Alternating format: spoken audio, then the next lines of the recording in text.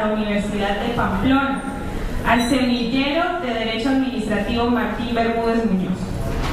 Inicio esta intervención con una frase de Patricio Aylwin: ninguna sociedad puede convivir armoniosamente sobre la base de mentiras y con la herida de la desconfianza mutua entre sus miembros. Es justamente por esto y analizando la situación actual del ordenamiento jurídico colombiano que nace dentro del semillero una propuesta de investigación denominada el control de convencionalidad y la responsabilidad internacional del Estado por la expedición de leyes que conceden amnistía, indulto o perdón, todo mirado desde la óptica de un posible posconflicto en Colombia.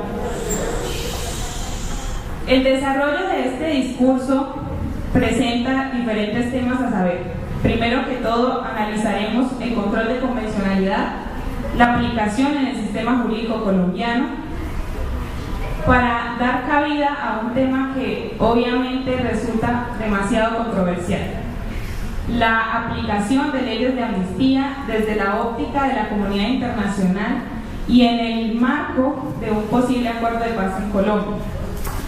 También analizaremos los precedentes normativos utilizados en Colombia respecto de los casos paramilitares desarrollados en determinado momento y que, si bien no tienen la magnitud de las leyes de amnistía, concedieron ciertas prerrogativas a los grupos insurgentes.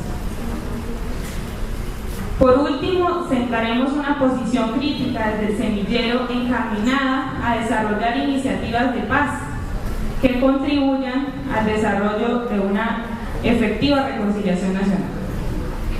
Iniciando con el tema del control de convencionalidad, es necesario hacer referencia que nace en el año 2003, en el caso Mirna Marchán, a través del voto razonado del juez Sergio García Ramírez. Esto no implica que para la Comisión Interamericana de Derechos Humanos se desconociera este concepto. Por el contrario, ella hacía la diferencia entre los dos paradigmas, otorgando obviamente una superioridad a la norma supralegal.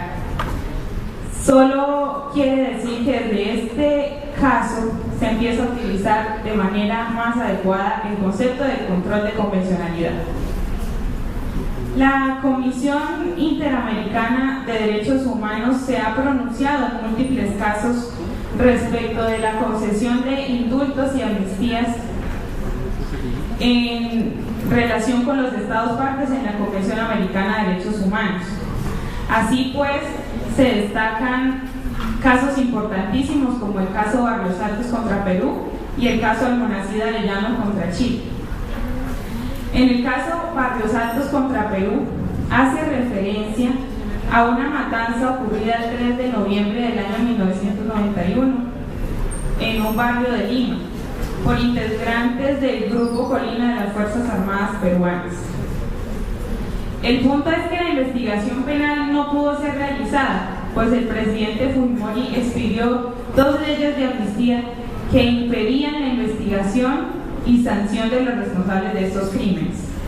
En el caso Almonacid Arellano contra Chile, hace referencia a que el profesor Almonacid Arellano, miembro del Partido Comunista, fue asesinado 5 días después de iniciar el golpe de Estado de Augusto Pinochet en Chile.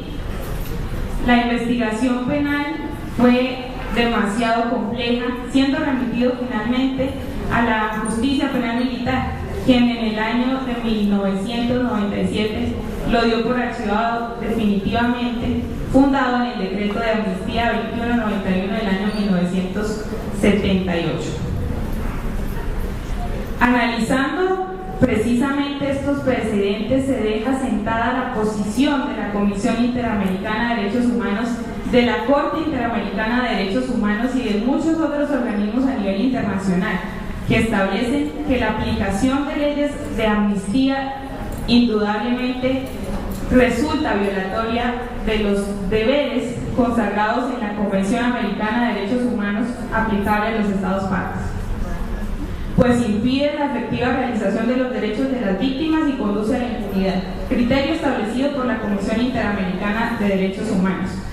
Por otra parte, en el caso colombiano, en relación con los paramilitares, como les decía anteriormente, si bien no se aplicaron disposiciones de la misma magnitud de las amnistías, sí se otorgaron beneficios a grupos insurgentes, tales como penas alternativas que oscilaban de entre 5 a 8 años por crímenes de lesa humanidad. Así pues, en relación con el conflicto que se vive actualmente en Colombia, nace una problema dentro del semillero. ¿Es viable la aplicación de leyes de amnistía, indulto o perdón en el marco de un eventual posconflicto en Colombia? Analicémoslo un momento. ¿Es realmente viable esta aplicación? Pues bien, dentro del semillero tenemos la visión crítica y adoptando la teoría de muchos autores, entre ellos Cristian del Piano Lira y Jorge Antonio Quindimí López, siguiendo la jurisprudencia y doctrina de la misma Corte Interamericana de Derechos Humanos, que es posible aplicar amnistías de manera condicional. Esto interpretando el artículo 2 de la Convención Americana de Derechos Humanos, que establece el principio de control de convencionalidad a partir de una interpretación armónica que debe hacer el juez nacional, en la cual opte por la aplicación de la norma internacional o por el contrario excepcione o limite el alcance de esta norma, dando aplicación al derecho interno. Se trata de una interpretación armonizante en la cual es totalmente válido sentar una teoría que acepte la posibilidad de la aplicación de leyes de amnistía. Esto si se aplica obviamente en favor de las víctimas, como lo expresaba esta mañana la doctora Débora Guerra. En la actual normatividad colombiana, el papel protagónico de la víctima juega un papel demasiado importante. Entonces, si aplicamos las leyes de amnistía favoreciendo de una manera integral a las víctimas, es decir, garantizando sus derechos a verdad, justicia, reparación integral y principalmente garantías de no repetición, es posible alejarnos un poco de la tradición de la Corte Interamericana de Derechos Humanos, pensando sobre todo en la complejidad y la magnitud que posee el conflicto armado colombiano.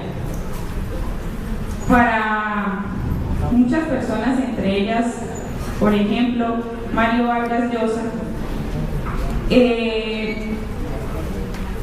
la paz debe ser alcanzada de una forma en que las víctimas sean reparadas definitivamente. Es decir, la democracia moderna exige no volver la vista hacia atrás. Sí, por último, sentamos la posición de que la paz para nosotros debe ser efectiva, sostenible y duradera. Es decir, debe fundamentarse no solamente en un acuerdo de paz allá en La Habana, sino en políticas sociales de educación, salud, trabajo, reintegración e inclusión. Debe respetar de manera evidente los derechos de las víctimas y de la sociedad, el derecho internacional y los principios de carácter constitucional. Muchas gracias.